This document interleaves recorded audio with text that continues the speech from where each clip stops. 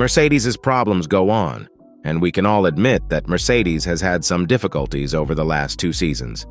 The year had been overflowing with stories about Merc coming back, Merc falling off, and when will Merc stop sandbagging, with nearly every improvement in the market igniting a media frenzy for those delicious, sweet clicks.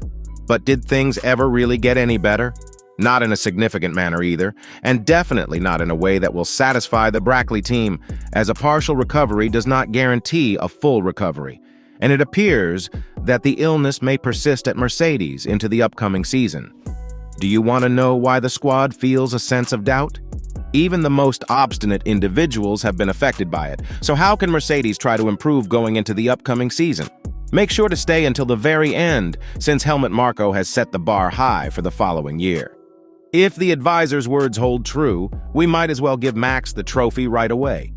It's common knowledge in sports that you will almost certainly suffer an injury if you don't give it your all. Whether you're playing lawn bowls or rugby tackling, a lack of belief in your desire to be the greatest can only cause your form to go in one direction, down. F1 is especially sensitive to this, albeit not in the manner that you may think of when the helmets go on. Rather, it's more about the mindset behind your continued participation in the sport even after the lights go out. Ultimately, when you have difficult seasons like this, there are always going to be moments when you're like, is it me or is it the car? Lewis Hamilton, who we just assume has the killer instinct and winner mentality at all times, revealed in a recent interview that he has been struggling with feeling confident about his place in the sport. Are you still in possession of it? Has it vanished? You know, when everything comes together, the car and you and that spark, it's extraordinary, and you're missing that. That's just what you're looking for. I'm only a person. Anyone who claims they don't possess such traits is living in denial. Everybody here is human. This interview from earlier in the season seems to highlight any weaknesses that the 7-time champion may have now that he isn't leading the table as he once did. He would later go on to say that he has been building himself back up through the season to where he believes he should be. The fact that Hamilton seems to be adopting this mindset more frequently makes us wonder, how much more of this will he put himself through? We don't doubt that Hamilton is still pushing and capable of winning races. In fact, he gave it his best shot this season when the stars aligned. After an extremely difficult weekend in which his colleague was crucial in ensuring his team's place, Hamilton looked completely beaten and despondent. Though we wouldn't expect him to be given that he inked a deal with Mercedes for the upcoming season, Hamilton made it obvious in an interview with BBC Sport that he is not ready to call it quits just yet. Lewis had this to say, "I do believe we have a North Star now, which I believe we haven't had in the last 2 years. Even so, there isn't a direct path there. And there were just some decisions and things that kind of left you at a dead end with nothing you could do because of the cost cap and all these other things. Therefore, having a goal will be beneficial, especially in light of Hamilton's assertion that a shift has occurred that will enable better judgment to be formed. Given that he didn't feel like Mike Elliott was listening to him or understanding how the business operated, it's possible that Hamilton is finding more reasons to be optimistic at the trackside, and that, now that Elliott is not there, he is regaining confidence in the factory. Having the experience of the previous year, I just applied myself in terms of digging down and sitting with the guys," Hamilton said, discussing the team's mindset towards the previous season and going into further detail about the Mike Elliott-led problems that he feels jeopardized the entire season by forcing them to play catch-up. Our meetings were going considerably better. Throughout the year, I managed to maintain a lot more optimism and say things like, "Let's not give up. It's going to be a long season. Let's continue to strive for whatever outcome we can get out of the automobile." I believe that they believed that the basics are solid and we simply have to go here for this year. Furthermore, that wasn't true. I was upset in February because they hadn't implemented the improvements I had requested for this reason.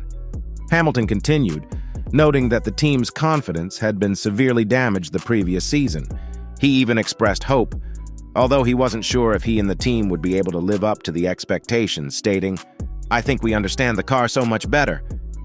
Great tools have been produced by them in the background. Naturally, I'm optimistic. I won't, however, hold my breath.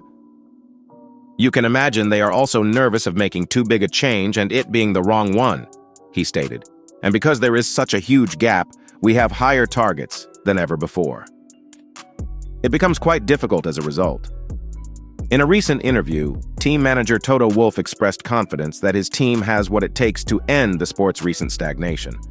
However, he chose to give a longer time horizon for the change, saying, "Of course, there is a risk that with a particular race, people say, I know in advance the result, as we had for years with Lewis.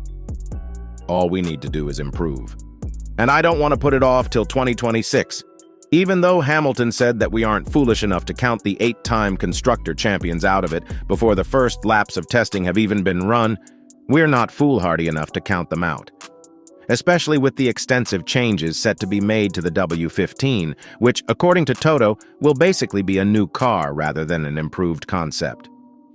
The team has the lowest point total in a decade and is experiencing its first season without a win since 2011. Nearly every component is being altered, in fact, since I believe that by doing so alone, we have a chance. We think this sounds like a killer or a cure, and the head of Mercedes would concur, stating that we could get it wrong also. Therefore, anything is conceivable, including not achieving our goals, catching up, taking a significant stride, and competing at the top. Helmut Marko has made a pretty chilling statement that does not bode well for any of the teams on the grid that are not named Red Bull, because having the car to compete is one thing. But when a driver just hits a level that is unachievable for even the most skilled and experienced drivers to reach, regardless of whether it does kill the team's chances at a title challenge or cure the confidence-killing rot that seems to be within the team. He is genuinely determined to succeed. In every circumstance, he is capable of extremes. He gains 10 seconds on the clock as soon as he finds out that an event might result in a penalty.